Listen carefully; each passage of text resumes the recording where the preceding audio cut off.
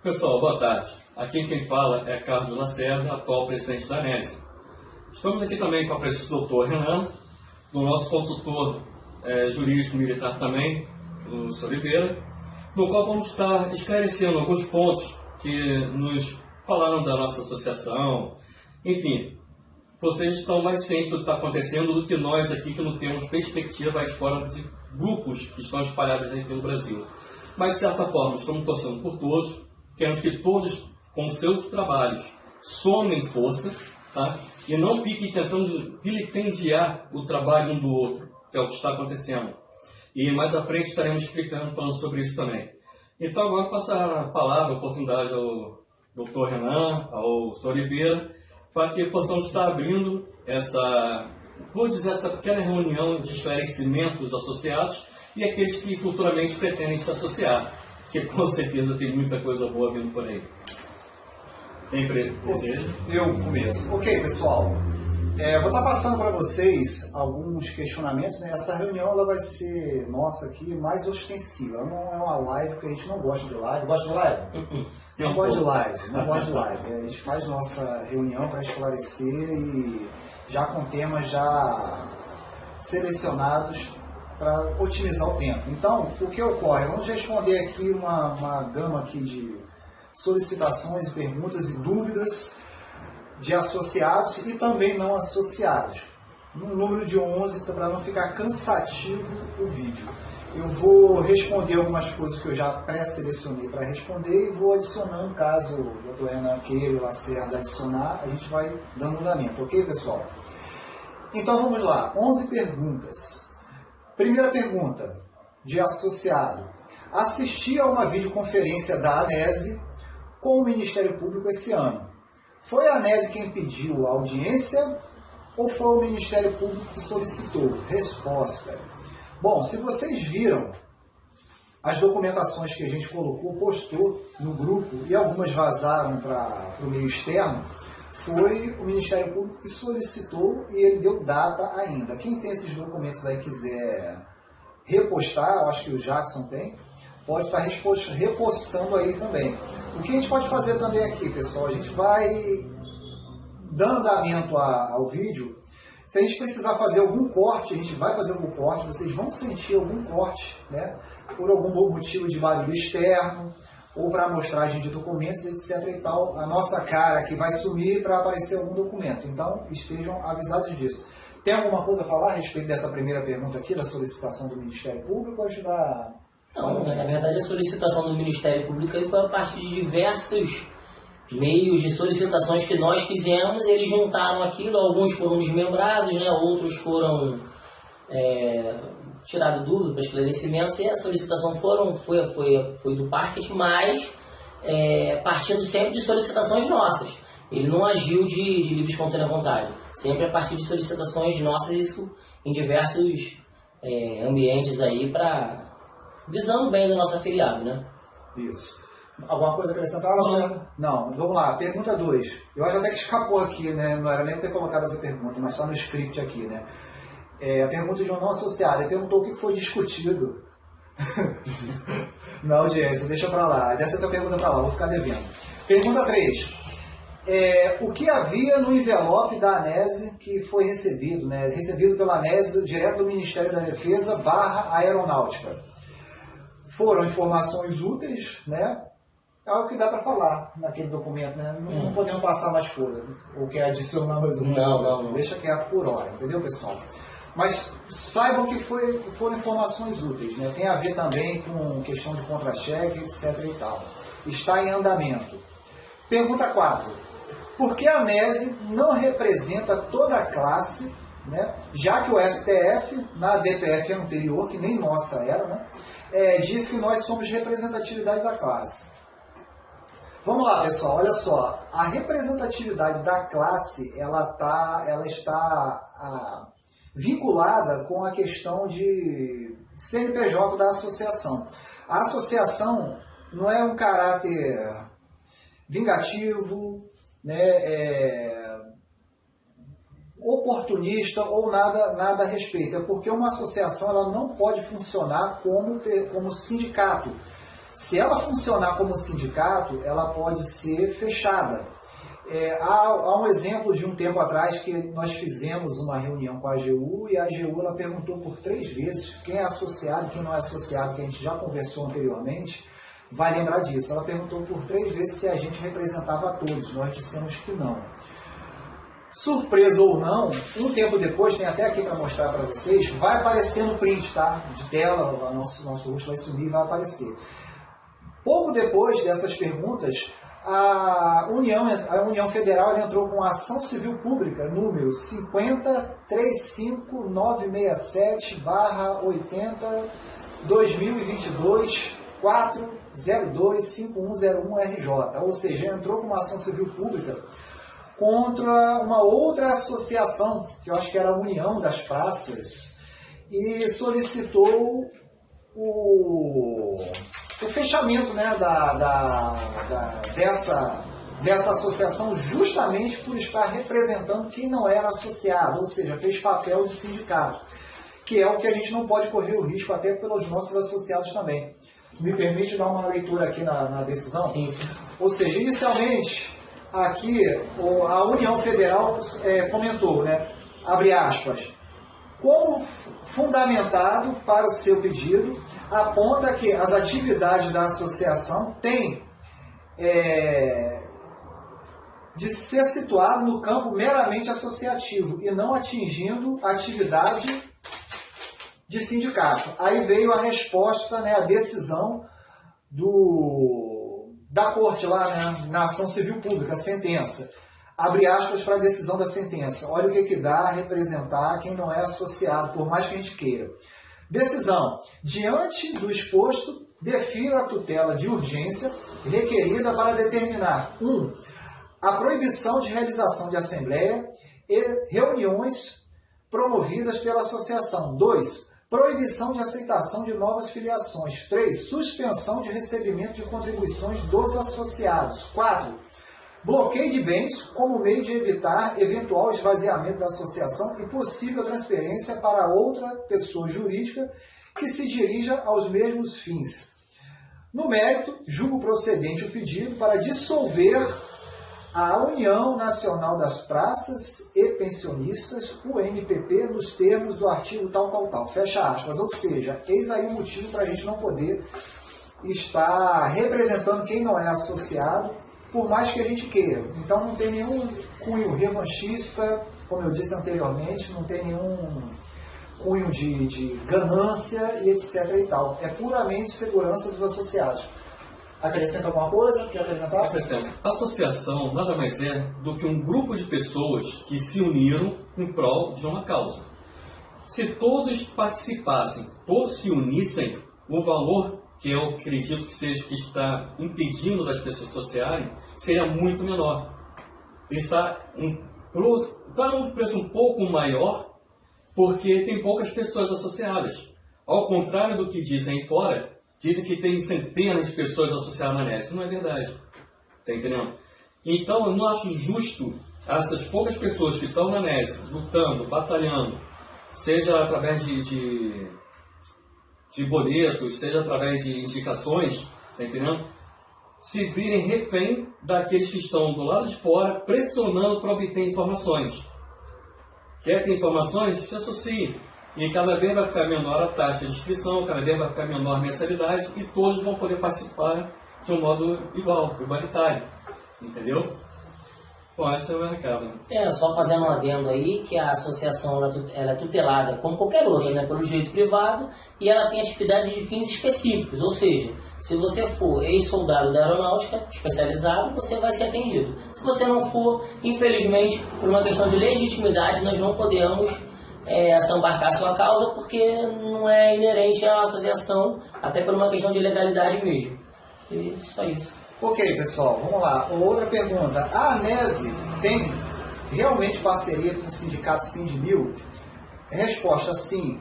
Salvo algumas outras participações, porque tem gente também que fala que a gente é desunido, a questão é união e etc e tal. O que ocorre? Todas as vezes que nós fizemos vínculo, união, participação, etc e tal, nós fomos literalmente traídos. Todas as documentações elas foram levadas, o que foi combinado como ato estratégico foi deixado por fora e foram feitas várias traições. Então, a partir desse momento, a gente trabalhou de maneira solo, né? E os únicos que ainda, ou melhor, o único que ainda tem algum tipo de trabalho paralelo junto com a associação, que nós ajudamos e a ajuda é multa, é o sindicato dos militares, né? O Sindmil, através do Dr. George. Alguma coisa a acrescentar? Sim. Gostaria de estar informando aqui, pelas palavras do Dr. Oliveira, o seguinte: nós temos parceria em parte. Em que sentido?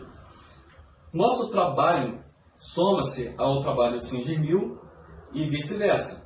Porém, nós não temos vínculos financeiros. Sim. Tá entendendo? Então, quem se associa na Sindmil é associado à Sindmil. Quem se associa na ANESE é associado da ANESE. Então, não consta esse vínculo entre associação e sindicato. Somente parcerias de trabalho. Espero ter respondido aí a questão, e só para completar mesmo. Ok, tá? faz parte. Vamos lá, pessoal. Quanto ao processo que o Dr. George do Sindmil entrou na Corte IDH, ou seja, a Corte Interamericana de Direitos Humanos. Como a ANESE participou ou participará? Vamos lá. Primeiro, é importante a gente fazer uma diferenciação entre Comissão Interamericana de Direitos Humanos e Corte Interamericana de Direitos Humanos. A comissão, como eu sempre digo, é a turma do deixa disso. É aquela que vai tentar resolver sem precisar levar o caso para uma esfera acima, que seria a Corte Interamericana de Direitos Humanos. No caso do Dr. George, ele conseguiu um feito que, caso eu não me engano, foram só 3 advogados no mundo que conseguiram, que foi bypassar essa questão da comissão. Ele já entrou direto na corte. E para que se entre direto na corte, tem alguns requisitos que têm que ser atendidos, né? Legais, documentais e etc. e tal. A associação ela muniu o sindicato com essas documentações, pelo menos no que tange aí ao pessoal soldado especializado. Teve o pessoal da Marinha que ofereceu a documentação deles lá, são eles com o mérito deles. E com relação à participação nossa, o Dr. George ele já deixou uma circular, um documento de esclarecimento, a gente pode até postar também a respeito disso aí, onde ele mesmo qualifica na Corte Interamericana de Direitos Humanos a ANESE como representatividade da causa na Corte. Ou seja, vai chegar um momento, segundo o doutor, que cada representatividade vai ter que levar o seu representante para falar alguma coisa lá, uma sustentação oral. Sim. E a que está qualificada pelo sindicato na Corte Interamericana de Direitos Humanos, segundo declaração do próprio Dr. George, é a ANESE. Essa seria a participação dela nesse sentido. Alguma coisa a acrescentar? Não. Vamos prosseguindo para não ficar cansativo. Pergunta 7. Se voltarmos pela corte ou pelo judiciário, a ANESE precisa permanecer em funcionamento? Há quem diga que sim, há quem diga que não. É uma questão de opinião. Eu, em minha opinião, acho que é necessário que ela fique pelo menos os próximos 5 anos aí ativa, mesmo que não sejamos nós na direção, eu até prefiro que não, porque é importante que a gente tenha uma legitimidade ativa caso aconteça algum revertério, né, alguma coisa assim, você tem uma entidade ainda existente ativa, até a gente alcançar a tão sonhada direito adquirido depois dos 5 anos, pós alguma decisão, seja de CIDH, seja de Justiça Federal. Ok? Alguma coisa a acrescentar? Estamos finalizando, pessoal. Vamos lá. Quanto às anotações, né, de anistiado político, R1, etc., encontradas nos contra-cheques, bem como o saram ativo, é um indício de que a FAB está preparando o nosso reingresso? Bom, vamos lá, pessoal. Eu estou dando o início às respostas porque elas já estão mais ou menos respondidas para a gente não ficar pensando muito e acelerar o vídeo. Querendo acrescentar, a gente acrescenta. Então, acontece. A primeira pergunta que vocês têm que fazer é: existe essa documentação, essa informação, ela está em algum contra-cheque atual? Não. Essa informação de anistiado político, quando vocês abriram, ou quem teve acesso e conseguiu abrir, vai ver que essa anotação está no contra-cheque da época que a gente era ativo.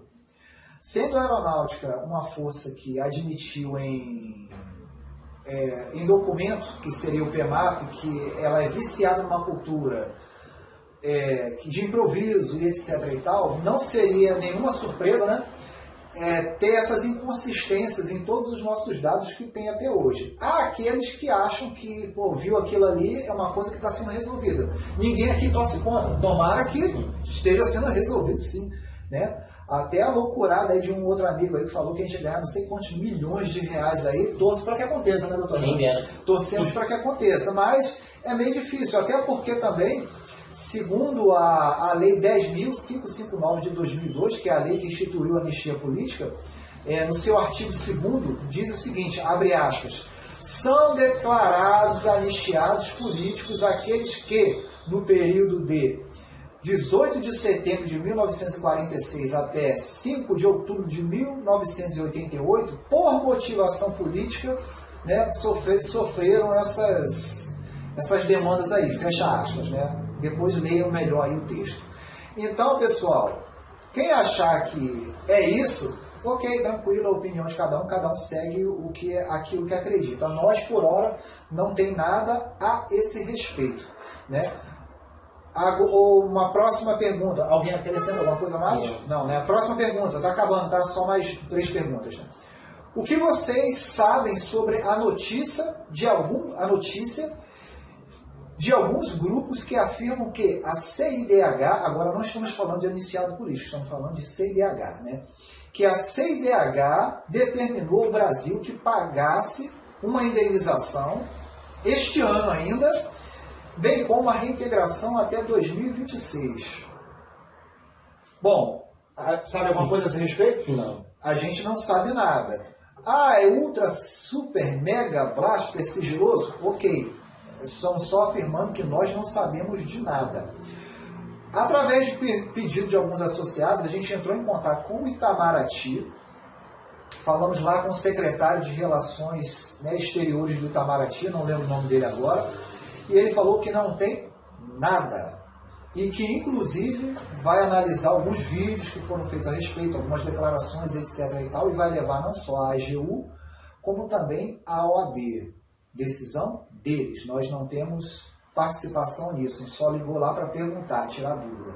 Que é o que muita gente faz com relação aos nossos procedimentos, né? O pessoal sempre liga para perguntar, tirar dúvida. Então, a mesma água que cai lá, cai aqui também, né? Então, perguntamos e a resposta foi essa. Ok? 2 últimas perguntas.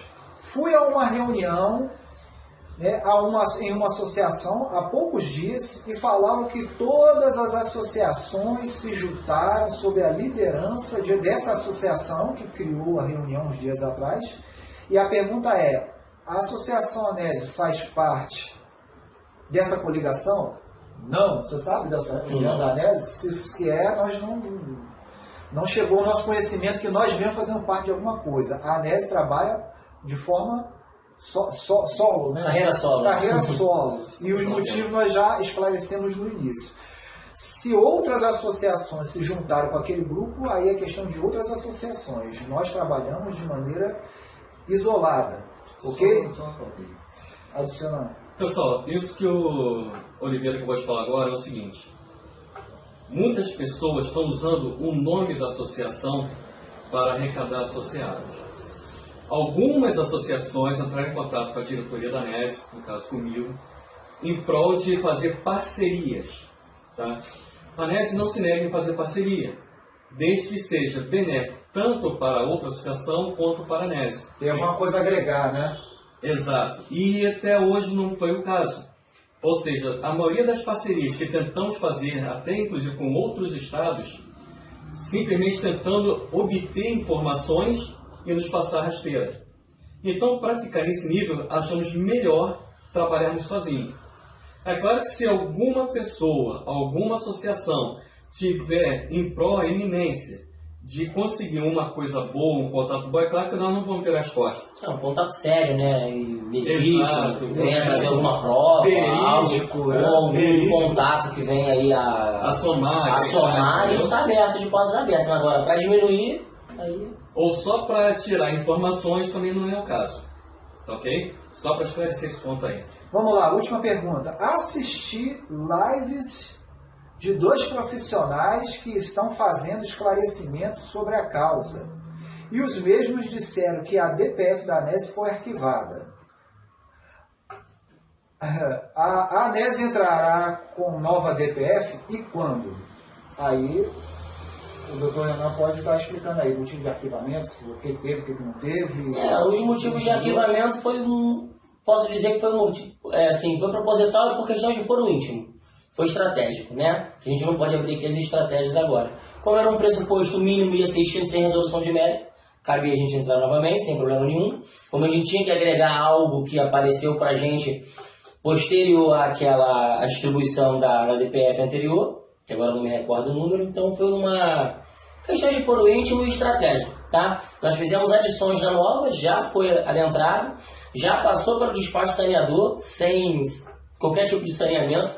A AGU, Ministério da Defesa, né? A Aeronáutica através do Ministério da Defesa e a Procuradoria da República também já foram citadas, todas as citações válidas. Lembrando que a Procuradoria vai se manifestar e opinar a posteriori a juntada da contestação das demais. E é que até agora também ainda não fizeram, né? Olhamos, acho que foi sexta-feira, né? Sim. Até sexta-feira agora, o dia... Foi que dia? Dia 14? Dia 14 ou 15. 14 e 15 de junho agora de 2024. Ainda não protocolaram, estão dentro do prazo deles. E vamos aguardar cenas do próximo capítulo e... Acho que é só, né? Uma possibilidade a mais. O que a gente tem a agregar de informações a respeito disso, pessoal? Vamos lá. Foi dito que a ANES não conseguiria entrar com uma DPF. Né? Houveram profissionais que disseram que não conseguiria. Teve gente que reclamou e festejou porque a primeira foi arquivada. E o pessoal não se atentou que o ministro que é o relator, né, da DPF, é o André Mendonça. E o André Mendonça ele já tem um histórico com a ANES através do Bolsonaro. Quem tiver o vídeo do deputado Biratã Sanderson, onde ele fez uma live, ele mesmo reportou que era vontade do presidente Bolsonaro resolver, já estava nas mãos do ministro André Mendonça, que também tinha vontade de resolver, e estava esperando um parecer da AGU. Ou seja, o ministro André Mendonça conhece a ANES, ele já teve as mesmas documentações que ele tem agora nas mãos, ele já teve quando era ministro da Justiça, né? Sim. E agora ele é o ministro do STF. Na nossa opinião, é o mais capacitado, né? Que é o mais capacitado e goza de um requisito de honestidade por hora. Sim. Né? O que acontece? Politicamente também seria o mais viável. Indicável. Em conversa com o Dr. Renan, a gente teve aquelas 3 opções. Quais seriam as 3 opções? A partir do momento que a DPF, a gente deu a entrada de novo, o ministro tinha 3 opções. A primeira, declarar logo de cara prescrição, que é o que a maioria dos juízes aqui do baixo clero estavam fazendo, e mandar arquivar. Não o fez. Segunda opção, ele poderia até reconhecer que não prescreveu, devido às documentações que a gente colocou lá, o pessoal todo ativo, etc. e tal. Ele poderia reconhecer que não prescreveu, porém, dizer que a gente não tem direito da mesma forma e mandar arquivar. E não fez. E a terceira opção seria botar para andar o processo, que foi justamente o que ele fez. Né? Então ele botou para frente o processo. Vocês percebam que o ministro ele não citou a aeronáutica, ele citou o Ministério da Defesa e depois citou também a AGU e a Procuradoria da República. Os prazos, existe uma interpretação de prazos aí. Há quem diga que já prescreveu, porque 10 dias, mais de 10 dias já se passaram, ele deu 10 dias de prazo, e a gente tem a noção que... Prescreveu não, no caso, perda de prazo. Perda de prazo, melhor dizendo, perdeu-se o prazo. E aplicaria-se a revelia. Que poderia ser aplicada a revelia, né? Então, a gente prefere esperar, independente de achar que já prescreveu ou não, porque... Estamos trabalhando com prazo de dias úteis e em duplo, que é o normal, que é a regra, né? Tem lá no Código do Processo Civil, né, o artigo 183, Estamos trabalhando com a regra, não com exceção. Tem precaução, né? Tem a seção do artigo 83, inciso 2º do CPC, né? Sim. Que diz as exceções. Mas como não está claro, está meio obscuro, a gente prefere utilizar as regras normais. Mas está bom no sentido de que até agora não houve manifestação de ninguém. E se houver, a gente sabe que é uma missão meio árdua, né, da parte do Ministério da Defesa, ele comprovar a um ministro do STF que portaria interna tem uma hierarquia maior do que leis e até a Constituição Federal, que foi da forma que foi montada a peça. Então a gente tem uma expectativa boa. Uma outra coisa também que deve ser considerada é que se realmente está acontecendo alguma coisa com relação a CIDH, etc. e tal, o Ministério da Defesa certamente iria apresentar ao ministro dizendo: Excelência, olha, não precisa dar andamento a essa ação, até porque ela perderia o objeto, né, porque já tem coisa andando na CIDH aqui com relação a nós. Por enquanto, nada aconteceu a esse respeito. Na verdade, aqui a gente não trabalha com si, a gente trabalha com coisas concretas. O fato é que nós entramos, passamos pelo espaço saneador, não teve nada a ser sanado, já foram requeridas citações várias dos 3 órgãos, e estamos aguardando porque eles estão dando o prazo deles e cenas do próximo capítulo. Não tem muito que... Sim. Né? Até para finalizar, então, pessoal, o que ocorre? A associação ela entrou como autora, pessoa jurídica autora da ação. A gente não inseriu os associados ainda, que seria a lista dos substituídos. Né? Isso, fazer uma se eu não me engano, é a lista dos substituídos. O ministro ele pode solicitar essa lista antes da decisão dele ou na decisão dele. Correto?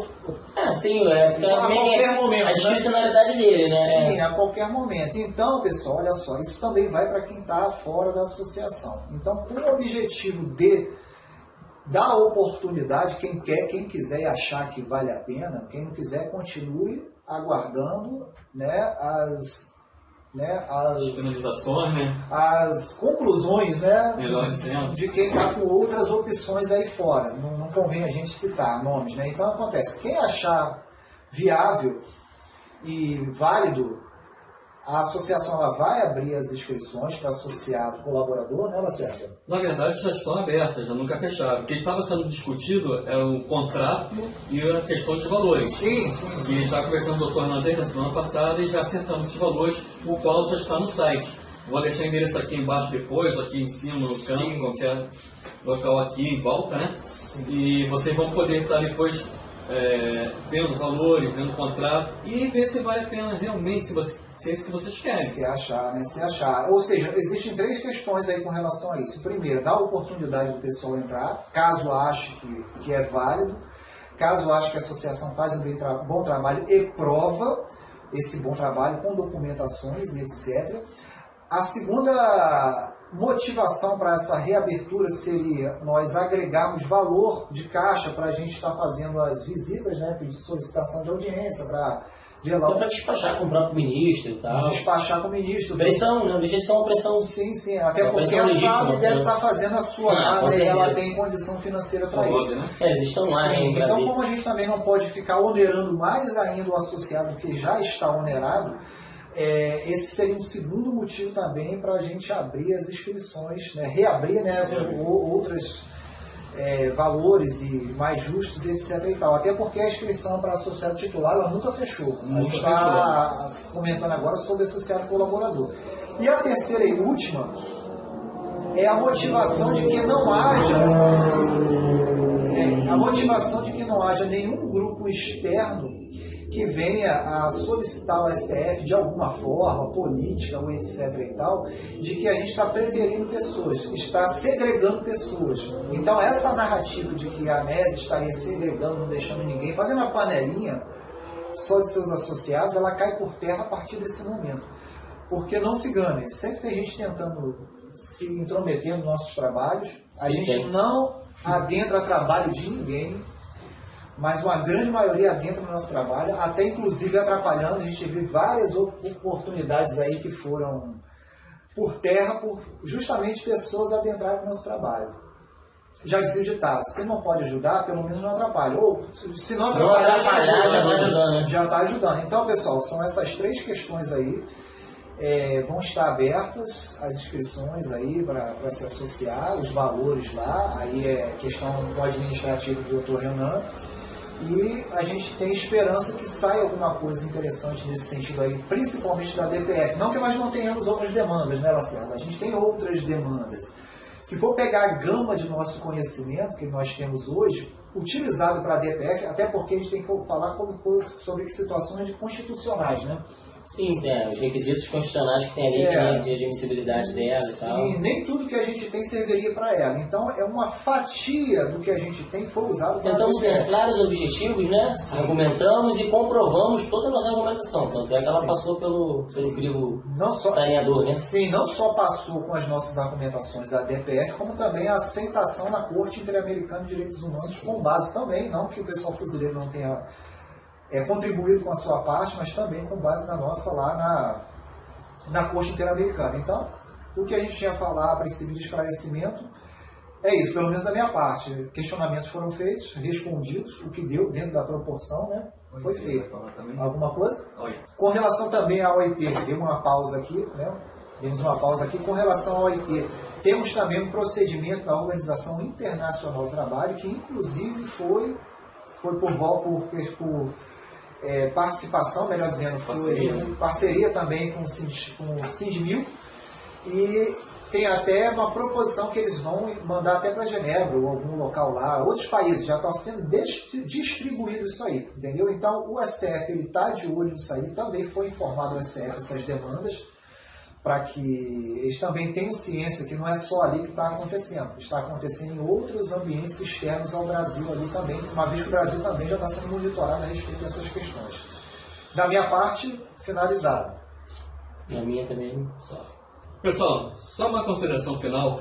Gostaria que vocês tivessem um pouco de paciência, não só com a associação em termos de associado titular, quanto associado colaborador, porque estamos trabalhando ainda com a equipe RNN, porém, muitas pessoas saíram, muitas pessoas deixaram de fazer parte da equipe, entendeu? Então, estamos reestruturando esse pessoal, estamos automatizando para poder dar um conforto melhor, tanto a vocês, quanto a capacidade maior para nós poder atender a todos de uma melhor forma, tá ok? E lembrando, se o STF, no caso, pedir a lista dos substituídos 24 horas após, independente do prazo que ele der, nós vamos estar entregando essa lista com nossos associados, tanto titular quanto colaborador, tá ok? Então, se você acha que vale a pena se associar agora, esse é o momento.